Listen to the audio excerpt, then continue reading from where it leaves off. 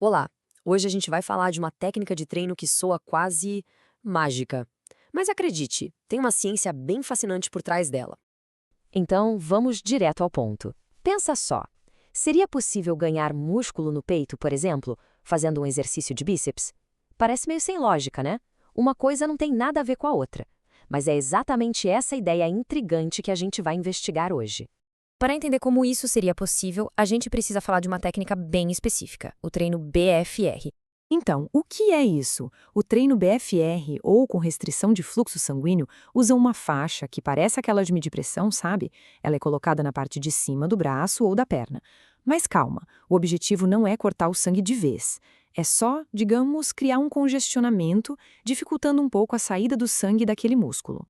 E por que fazer isso? Bom, a ideia é criar ali no músculo um ambiente com menos oxigênio. Isso meio que engana o nosso corpo, ele pensa, nossa, o exercício está pesadíssimo, quando na verdade os pesos podem ser bem leves. É o que chamamos de alto estresse metabólico, sem precisar de uma carga mecânica gigante.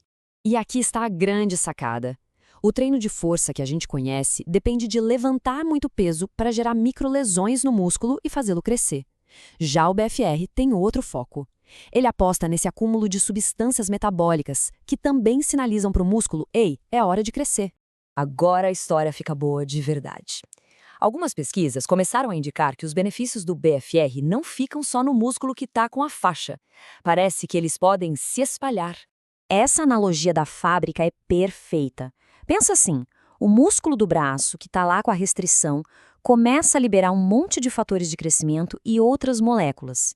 Isso tudo cai na corrente sanguínea e viaja pelo corpo como um memorando químico avisando outros músculos, tipo o peitoral, que também é para eles entrarem na onda e começarem a crescer. E os números que saíram de alguns estudos são impressionantes. Um deles mostrou um aumento de mais de 170% na força de um músculo do ombro.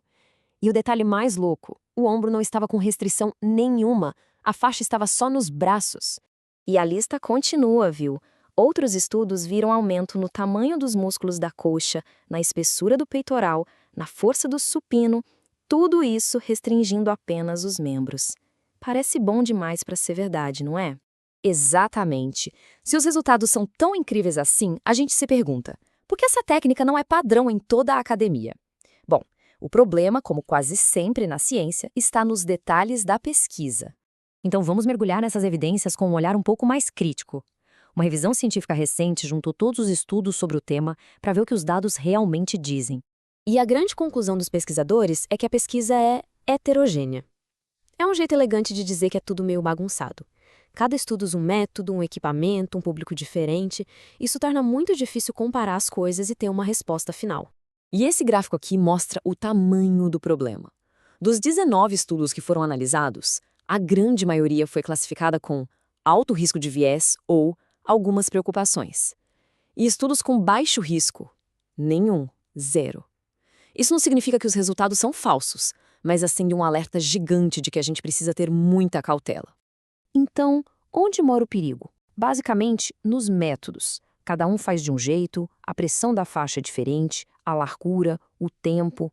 Além disso, a maioria dos estudos tem pouquíssima gente, tipo umas 28 pessoas. E também faltam controles importantes, como o cegamento, que é quando nem o participante nem o avaliador sabem quem está em qual grupo do teste. Mas a revisão não parou só nas críticas.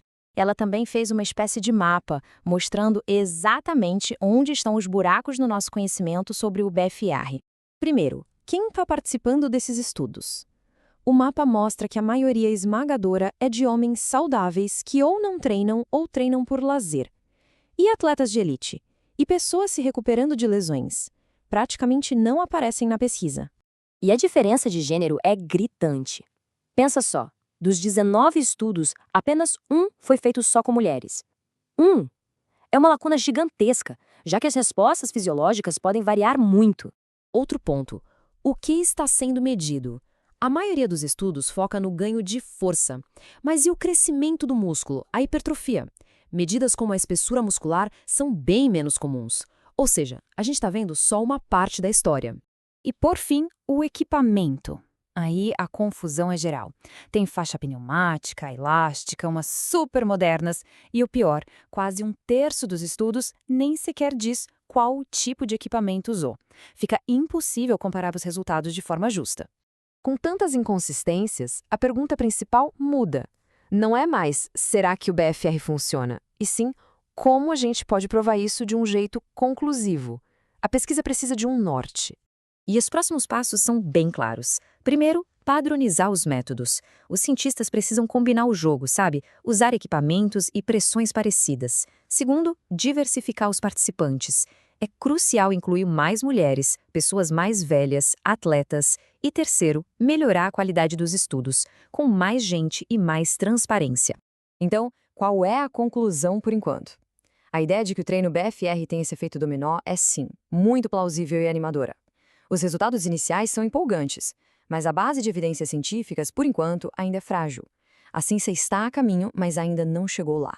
E isso nos deixa com uma reflexão final.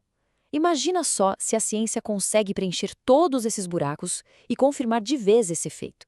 A gente poderia estar diante de uma ferramenta revolucionária para treinar e reabilitar pessoas. A pergunta fica no ar, aguardando as próximas respostas da ciência.